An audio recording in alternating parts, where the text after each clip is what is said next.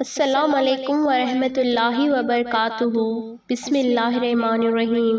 تم بہترین امت ہو جو لوگوں کی اصلاح کے لیے پیدا کی گئی ہے۔ تم نیک کاموں کا حکم دیتے ہو اور برے کاموں سے روکتے ہو، اور تم اللہ پر ایمان رکھتے ہو۔ اور اگر اہل کتاب ایمان لے آتے تو ان کے حق میں بہت بہتر ہوتا۔ ان میں بعض ایمان والے بھی ہیں مگر ان کے اکثر نافرمان ہیں۔ وہ تمہیں تھوڑی سی ایذا کے سوا ہرگز نقصان نہیں پہنچا سکیں گے، اور اگر وہ تم سے لڑیں تو پیٹھ پھیر کر بھاگ جائیں گے، پھر ان کی مدد نہیں کی جائے گی۔ وہ جہاں کہیں بھی پائے گئے ان پر ذلت کی مار پڑی، الا یہ کہ وہ اللہ کی یا لوگوں کی پناہ میں تھے۔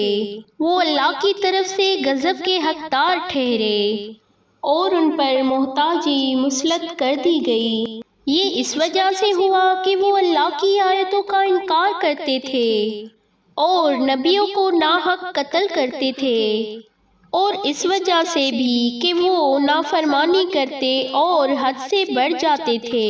وہ سب برابر نہیں ہیں۔ اہل کتاب میں سے ایک گروہ حق پر قائم ہے۔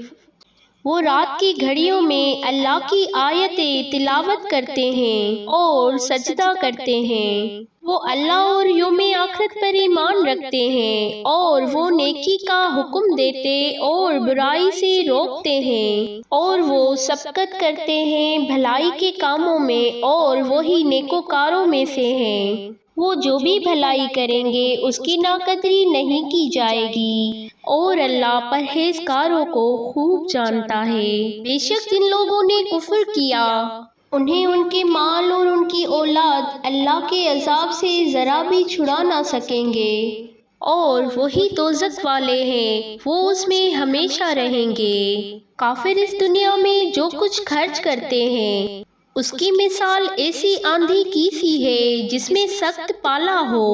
وہ ان لوگوں کی کھیتی پر چلے جنہوں نے اپنی جانوں پر ظلم کیا تو وہ اسے تباہ کر ڈالے، اور اللہ نے ان پر ظلم نہیں کیا بلکہ وہ خود اپنی جانوں پر ظلم کرتے تھے۔ اے لوگو جو ایمان لائے ہو، تم اپنے لوگوں کے سوا کسی کو دلی دوست نہ بناؤ۔ دوسرے لوگ تمہیں برباد کرنے میں کوئی کسر نہیں چھوڑتے۔ وہ چاہتے ہیں کہ تم مصیبت میں پڑو۔ ان کے دلوں کی دشمنی ان کے منہ سے ظاہر ہو چکی ہے، اور وہ اپنے سینوں میں جو بغض و عناد چھپاتے ہیں وہ کہیں زیادہ ہے۔ ہم نے تمہارے لیے آیتیں کھول کر بیان کی ہے اگر تم عقل رکھتے ہو۔ خبردار، تم لوگ ان سے محبت رکھتے ہو جبکہ وہ تم سے محبت نہیں رکھتے۔